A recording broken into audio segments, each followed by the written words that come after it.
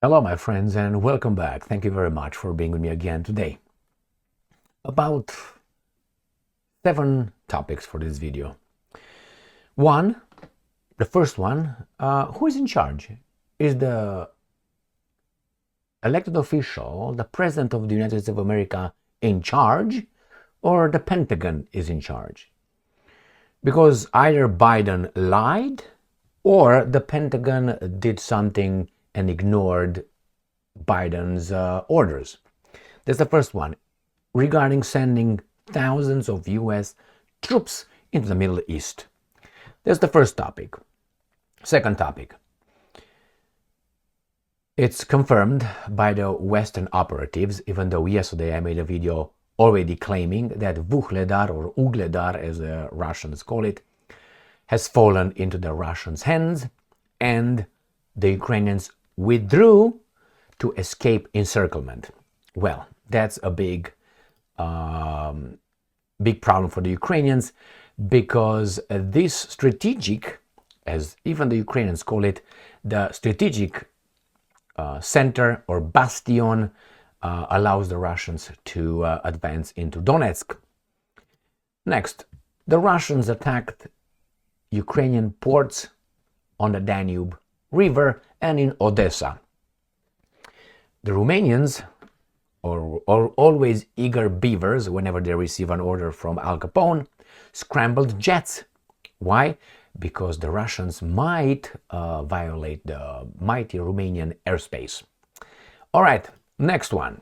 We find out, finally, that the F-16s actually are not as good as the Russian, jets. Says a former general. He says that the old F-16s, the West is giving Ukraine can't outmatch Russia's best jets, former US general says. I claim this for some time already, and I think that's a crime. Give someone a faulty weapon, you expose that guy to death. Next one. While we are busy with our chief in Middle East, in Israel and Lebanon, while these guys are making sure that they destroy our civilization, our culture, our traditions, China and Russia are getting even deeper into their little love affair. China's Xi tells Putin he is ready to expand ties. And I have 2 articles, one coming from Agence France Presse, the other one coming from Sputnik, where Xi Jinping declares readiness and willingness to expand pragmatic cooperation between Russia and China. That means whatever is my interest, leave to the side all this ethics and equity and justice. Works for me, we don't give a shit. So I think this is a clear response to these baboons here. They dropped the ball a long time ago. Next one. These are my favorite, my Poles with the balls. So I'm going to show you the love between the Polish nation and the Ukrainian nation. And I made this point many times before. There's no love between Poles and the Ukrainians, Poles and the Russians, and so on. Why? They have history. Love history. So we have the Polish minister, one of the ministers. He says that there's not going to be any love between us, and we're not going to help you, Ukraine, until you exhume Polish victims of war. He's talking about the massacres of Polish civilians by the Bandera, troops. I have this article ready for you. I'm so eager, beaver, to talk about it, because I know my Polish friends, some of them say, nah, we love, yeah, okay, yeah, like I don't know. Next one. The same Polish minister calls Ukrainians ungrateful. This guy, what's his name? The defense minister, his name is Władysław Kosniak-Kamysz. That's a good name for me now. I'm going to keep that in mind. Next one. We find out that Ukrainian MP, one of them, wants children punished for speaking Russian. in Ukraine. And I'm going to give you, for those baboons, not you, you know already this, what the Ukrainians did with the Russian minority in Ukraine. And if you agree with that, imagine that that is in your country and you are the minority in that country, and see if you like it. All right, and the last article, and a beautiful article, we're going to look over some satellite images that capture the Kerch Bridge, the Crimean bridge, where the Russians are trying hard to prevent it from being destroyed. How? I'm going to show you. But the Ukrainians will not use those naval drones. They will swarm the Russian defense systems with a lot of drones and some Storm Shadow missiles, and the Russian bridge will collapse. I don't want that to happen, because I think it's a civilian bridge and it's a fantastic engineering success of the Europeans. But nevertheless, some others want to do that because they don't like other people's achievements. Yeah, it's used by the military. All right, so let's start with the beginning, with Pentagon telling Biden, go back to sleep, old fart. Here, Fox News. Pentagon sending a few thousand personnel to Middle East day after Biden said he wouldn't add combat troops. So now we have either Biden lied, or these guys ignored him, or maybe Biden is unaware of what's going on. I mean, let's say three options. Which one do you think it is? I think the first option right here is Pentagon doesn't give a shit of what this guy says. That's my interpretation. Have you seen this video? How this guy is just lost in space? Should we play this? Well, these guys, no, because these guys before they had a problem with my video when I played from Fox News. So the Pentagon announced on Monday that it is sending a few thousand U.S. personnel to the Middle East. What's a few thousand? 20? 50? 3? They don't tell you. It's too much, obviously, to tell us. To support Air Force squadrons a day after President Biden vowed not to send combat troops to the region. Well, obviously. So what's going on here? This is Dr. Jill Biden, and she's gonna walk by. So this guy got out of the car. These guys, oh, poor guys, they know a lot. They could write books, all right, about it. So he gets out. She walks in front of him, walking that way to have the imbecile, hey, this is the way you should go. The baboon goes a little bit this way and then comes this way, lost in space. My God. Wow, my. All right, let's move on. Ukraine withdraws from eastern town of Vugledar, or Vuhledar, or Vugledar. Where is that at? This is the map of Ukraine. The war is over. Nothing. Opa. That's a change. Is a change that I thought it is. These guys show it as already part of Russia. But let's give it a little pump. There we go. All right, so that is Vuhledar. Vugledar is right here. This is not a good map because the guys are slackers. This is Vugledar. This is already done, covered. You're going to see now the other maps. So this is in Donetsk People Republic, or Donetsk Oblast, right here. So let's see what these guys are saying. Ukraine withdraws. I said that yesterday. It was obvious. Ukraine's army said Wednesday it had withdrawn from the eastern town of Vugledar, handing Russia one of its most significant territorial gains in weeks. The fall of the coal mining town raised new questions about Ukraine's defensive positions along its southern front line and Russia advancing ahead of winter. Around 14,000 people lived in Vugledar before Russia invaded, making it one of Moscow's most important gains in months of grinding advances across the east. Why did they do that? To save lives. Correct? Correct. Vugledar is about 50 kilometers, 30 miles southwest of Donetsk city, southwest, capital of the region Russia claims to have annexed. So let's move on and see the next one.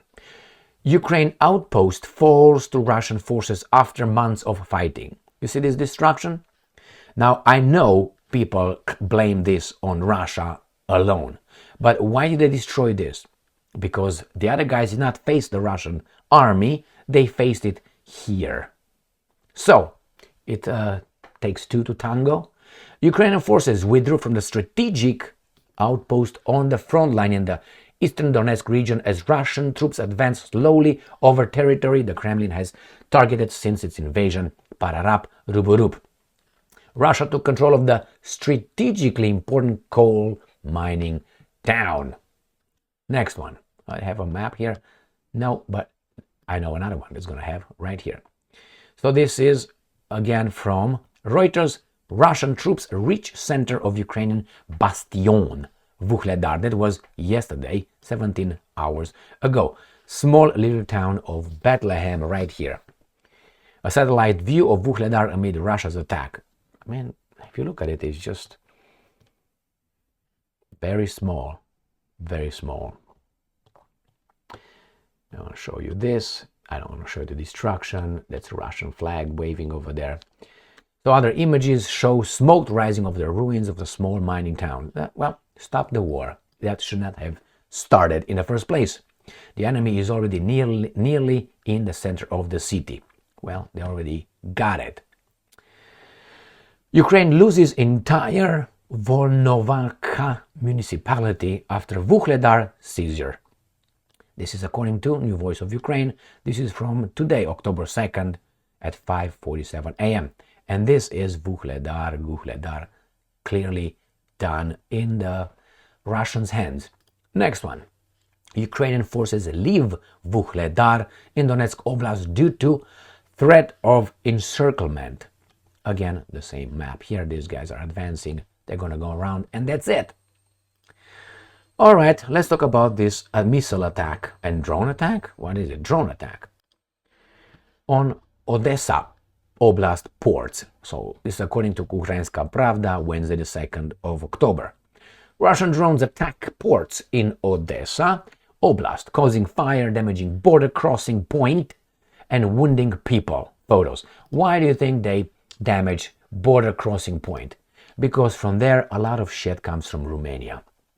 That's why.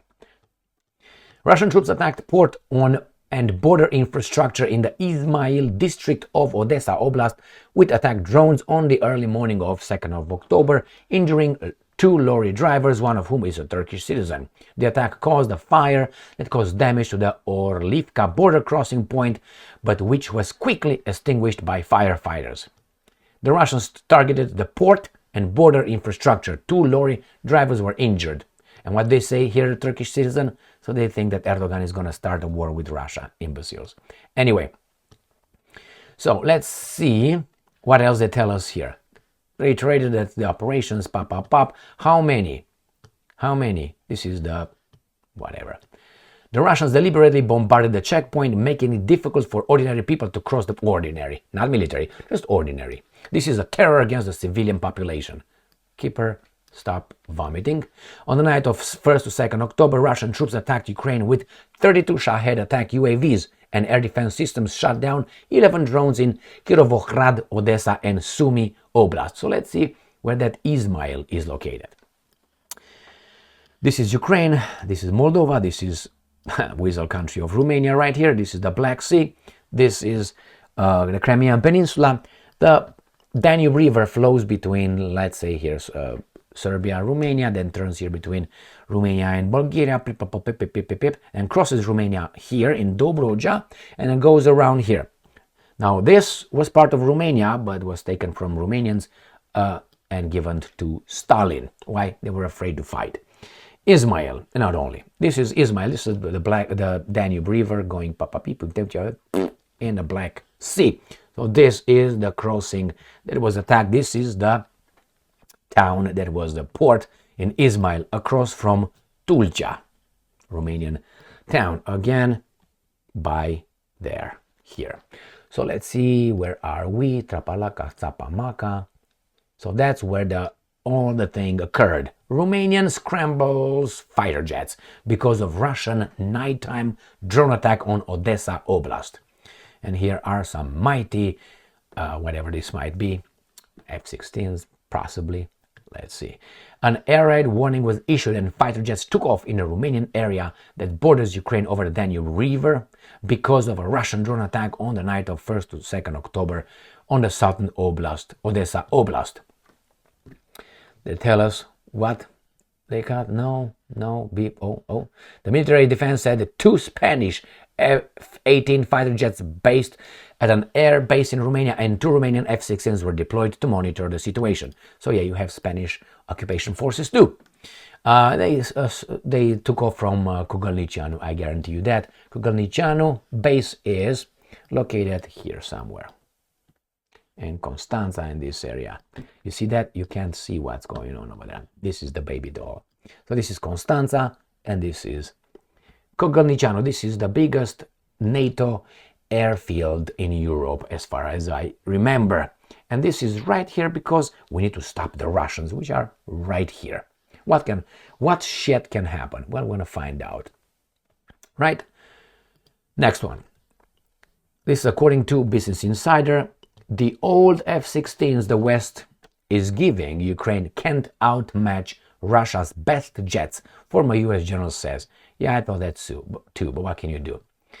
The F-16s the Ukrainian allies are giving it are older generation aircraft. Thank you very much. What did I tell you? They were designed in 1968-69 and the first flight was in 1974 or so.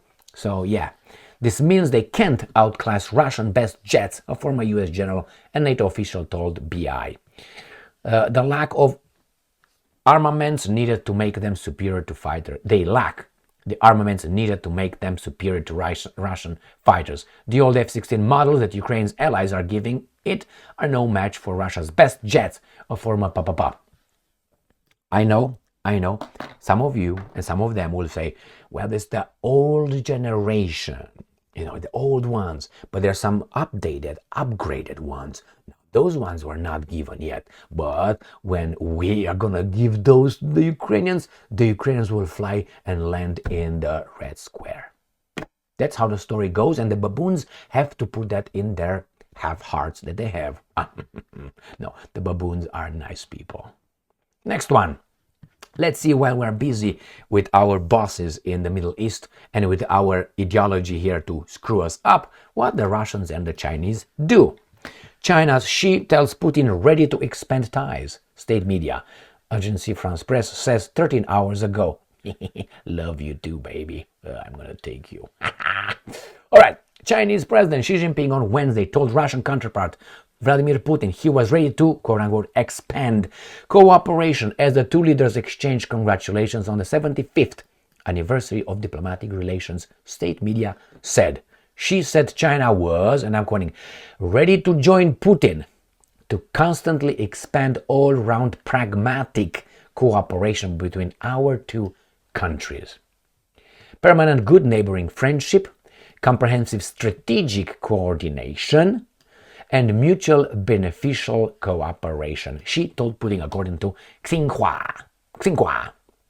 Moscow and Beijing both rail against Western hegemony, particularly what they see, me too, as US domination of global affairs, and declared a, quote-unquote, no-limits partnership shortly before Russia launched its offensive in Ukraine. Got that? Next. Sputnik. Xi Jinping declares readiness to expand pragmatic cooperation between Russia and China. To us. All right, let's move on. Oh, man. So, I'm quoting, I attach great importance to the development of Chinese-Russian relations, and I'm ready to work with President Putin to use the 75th anniversary of the establishment of diplomatic relations between the two countries as an opportunity to firmly guarantee the direction of bilateral relations, continuously expand comprehensive pragmatic cooperation between China and Russia, jointly promote the high-quality development and modernization of the two countries, make new contributions to maintaining peace and stability throughout the world. End quote. That was the message. Got that? All right, let's move on. Ukraine must exhume Polish victims of war-era Volyn massacre to join EU, Polish minister said. So unless you come clean we're not going to support you in the European Union. But if the Americans are going to tell the Polish politicians, yes, you will, they will. And what are you going to do, my Polish friends? Work within the system and change the government. Too late, Ukraine will be in the European Union. So let's see what happened. For people not familiar with the situation, the Russians are going to tell us, all right? The Russians, the evil Russians. Why? Because they love this. They love, right? Moscow, Ukraine will not join the European Union unless it exhumes the remains of Polish victims of the Volyn massacre committed by Ukrainian nationalists. During World War II, Polish Defense Minister Władysław Kosiniak-Kamysz said on Wednesday, and I'm quoting, issues related to bilateral economic and historical relations should be clarified. You know what's strange, my friends, and I want to tell my Polish friends, you're not clean whatsoever. Let's say the Romanians will say, and not only, how about you come clean with attacking, Moldova, the Romanians there, right? In the 16th century, 15th century. Remember, how is it called? Stefan cel Mare, Stefan the Great, fought you greatly, your invasions, many times. You fought against many people on those territories, not yours. So until you come clean and you apologize for all that, we should not have bilateral relations. And you would say to the Romanians, you, correct? That's exactly what the Ukrainians will do to you. You, no? It depends. I'm not saying that what the Poles are requesting is not legitimate. It's legitimate. Yes, those are our people that were killed by those people. Exhume them, bring them, and so on. I'm totally for that. But the Poles did many things to many other countries and other nations. So to play it's a little bit too far. But what can you do? Ukraine will not join the EU if it does not address the Volyn issue. If there is no accord, no exhumations, and no remembrance. The Polish minister said, adding that Poland would continue to provide military assistance to Ukraine anyway. So the dispute between Ukraine and Poland about the Volyn massacre and the role of Ukrainian nationalists in it has marred their relations for years. The Polish parliament passed a resolution in 2016 that recognized July 11 as a national day of remembrance of the victims of the genocide committed by Ukrainian nationalists against the Poles in Volyn in Eastern Galicia and in the southern Polish voivodeship in 1939 to 1945. Right. Let's go here. What do we have here? Polish minister calls Ukrainians ungrateful. The defense minister, the same guy, claims Kiev has forgotten that Warsaw was the first to provide it with military aid. Correct. And you guys, my Polish friends, gave Ukraine $26 billion. Right? Total support, 3.3% of your GDP. Now let's talk about the Volyn massacre. It is estimated that between 40,000 and 100,000 ethnic Poles were murdered by the Nazi-affiliated Ukrainian Insurgent Army UPA from 1943 to 1945 in the regions of Volhynia and Eastern Galicia, which are now part of Ukrainska. The Polish defense minister said that he fundamentally disagrees with President Duda's assertion that anyone who blocks Kiev's path to European membership is acting in line with Moscow interest. So, the Volyn massacre have long been a flashpoint in relations between the two neighbors. Warsaw has declared the killing as a genocide, but Kiev has played down the episode and celebrated the perpetrators of the atrocities. That's correct. Such as the notorious Nazi collaborator Stepan Bandera as, and I'm quoting, freedom fighters and national heroes. Well, my friends, a lot of people talk about Marshal Ion Antonescu from the Second World War and many others. For some, Antonescu was a hero. For some, he was a criminal. As I always say, none of us is pure. The value and the sanctity of all of us is based on the multitude, the entirety of our actions. And that is goods, neutral, and bads. You put them together and then you got the intensity. For instance, if I give $1 to a guy every day, let's say for 10 days, that's $10. Or let's say I give it for 1,000 days. It's $1 and it's 1,000 days. But if I go and I commit, let's say only three criminal acts of rape, those acts, even though are 3, are more than 1,000 acts that I did as good. So that's the intensity I'm talking about. Some acts have more value than the other ones, and then you weigh on a person's value. How many good things, how many bad things, and how much value they all have. So when I hear these guys focusing on Bandera, for instance, I'm not against, I'm not for, I don't care, that's not my guy, that's their guy. Some people look and focus on him on certain things that he did that hurt other people. Yeah, okay, that should be put in the context as well with things that he did for his people. I mean, you can't be, oh yeah, he killed, okay, he did that. But for the other side, it's like, well, he helped our nation to be independent. He tried. What do? You tried to cooperate. And then hope that's how happened in multiple of times. I have to remind our Polish friends who are very upset about, and they should be, for the Nazi invasion and the Soviet invasion, correct? That they did the same thing to Czechoslovakia with the Nazis. So Nazis, Poland, Czechoslovakia, Nazi, Soviet Union, Poland. Remember? When these guys went in, according to the Munich agreements, remember? The Poles, and they said, oh, we're going to just take the Sudetenland over there. And that's all we're going to take. And they took all, the Poles got their share without even asking. They went in and they got their thing. So you did the same thing as the Soviets did. So a little bit zip it, a different intensity, that's true, but you did the same thing. So you didn't rape, 15 times, you did 1 time, basically. All right, so let's move on. These guys will never have peace. Peace. Too much animosity between nations in Europe. Too close to one another and too many crimes committed, all sides. Unless you think you are the chosen ones. Perpetual victims. So let's see how these guys are treating children in Ukraine right now. I'm talking about the Ukrainian government, or at least there are some calls for children to be punished for speaking Russian.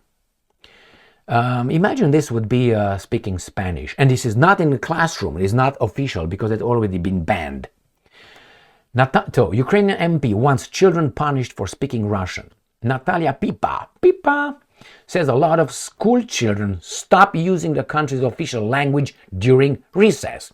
So they don't speak Ukrainian, they speak Russian. An MP in Ukraine has proposed a new law preventing school children from speaking to each other in any language but Ukrainian, even outside of the classroom. Natalia Pipa claims that the mandatory use of the official language in class is not sufficient to ensure its dominance. A large proportion of Ukrainian citizens can speak or understand both Russian and Ukrainian, particularly in the east of the country. There are many Romanians, many Hungarians, many Poles, and many others living in Ukraine. Why? Because Ukraine was put together from those territories and nations by Soviets, by Stalin, and Crimea by Khrushchev in 1954. However, since the 2014 coup, the new authorities have abolished Russian as an official regional language and adopted policies aimed at its suppression. Did you get that? So this guy said, no, you can't speak officially. It's not going to be used Russia in certain regions where it's accepted, where the ethnic Russians are living. According to the government in Kiev, the language constitutes a threat to national unity and security. Okay, so then ban it and see what's going to happen. Russia has repeatedly denounced these steps as discrimination. I think it is. Explaining the need for tougher legislation in a post on Facebook, Pipa cited complaints from parents who are unhappy that their children were being exposed to Russian in schools and kindergartens, as most of their peers communicate with each other in other language. Imagine that, let's say, my children would speak, let's say, Romanian, and some people will complain, and my children would be banned from speaking Romanian with one another, let's say, outside of classroom. If you think that's right, I hope that happens to you then. In 2021, and I'm quoting, we obliged all schools to provide educational services in Ukrainian language. But the problem is that after leaving class, children and teachers switched to Russian. That's a problem for these guys, the lawmaker said. She also cited recent research indicating that only 41% of school children in the country use solely the official language in informal settings. You got it? So 41% of children, school children in Ukraine, use Ukrainian as the first language. The rest use something else, as I mentioned. Russian, Romanian, Hungarian, Polish, and Slovakian, if you want, and so on. And not only, there are some Tatars over there. Obviously, there are some Gypsies, maybe there are some Jews with Yiddish. Who the hell knows? All these guys are there. So what are you going to do? Ban it? It's a majority. 41 is less than, what, 59, isn't it? Let's move on. According to Pipa, parents should make a point of only speaking Ukrainian with their children at home. And I'm quoting, we, who's we, need to get rid of this unwritten rule in the heads of teachers, pupils, and parents. The bell rings and you can speak any language, the MP stated. So what do you think, my friends? In 2019, the National Parliament passed a law requiring Ukrainian to be used exclusively in nearly all aspects of public life, including education, entertainment, politics, the business, and service industry. Now, let's say you are how should I put it, from Latin America, Mexican, or from Honduras, and you live in the United States of America. Would you agree that you should always speak English? I mean, you need to speak Ukrainian officially. I mean, if that's the language of the land, you have to do it. But should you be forced not to speak your language, your first language, or your native cultural language? You can't use it? All right, I don't think I have to go deeper in this. But, maybe in the United States of America and other people who are more inclusive, that sounds, so what's wrong with that? Well, for people in Europe, is not that much what's wrong with that. Imagine that the Romanian government will tell the Hungarian minority, which is kind of big in Romania, I think it was about 5%, you should not speak Hungarian anymore, that's it. You're going to see the European Union killing Romania right there. But Romanians will never do that. Why? Because they're under cultural, educational, economic, military occupation. Got that? Got that. And let's go to the last article, which shows satellite pictures of the Kerch Bridge. The Russians are trying to protect the bridge from being attacked with sea drones. The Ukrainians will not hit them with sea drones. But it doesn't mean you should not try to defend it, right? Satellite images capture Russia's scramble to shield the key bridge from Ukraine's exploding naval drones and other threats. There it is. So this is the fantastic bridge. This is the opening in this defense, whatever barges they put over there. You see they're linked between them. I don't know if you see over there, like cables or something, or they're anchored. Those are anchors. So they're anchored, and they open this from time to time. So only this is the way it can pass through the Kerch Bridge right here, and air defense systems all over the place, and probably small ships to protect. This is it. New satellite imagery shows how Russia has continued to add defenses to protect the Kerch Bridge. Where is that at? Right here. So this is the Kerch Bridge. This is the Crimean Peninsula. This is the Kerch Bridge. This is what I show you. Yeah. All right. Any other pictures? Right there. So they are north of this piece of land, which is right here. I don't think I can zoom more than I am. So this is a piece of land right there. This is where these ships are crossing right here, and they go chup to the Sea of Azov instead of being here and going like an S. All right, so they go here. This is the bridge. This is the bridge. This is the defense. Chup, zap. The problem is these guys will be attacked by drones, a swarm of drones that will make the air defenses use their ammunition, and then they send the real deal, which is going to be the Storm Shadow missiles. About 120 drones or 150 drones with about 20 Storm Shadow missiles will get the job done.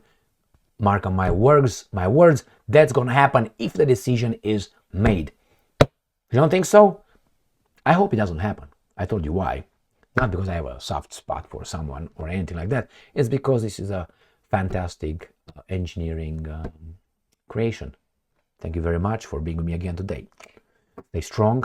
That means you are. You have to just stay, Stay smart because you are smart. Look for the truth. That means many, many angles, right? And then distribute justice. See you later.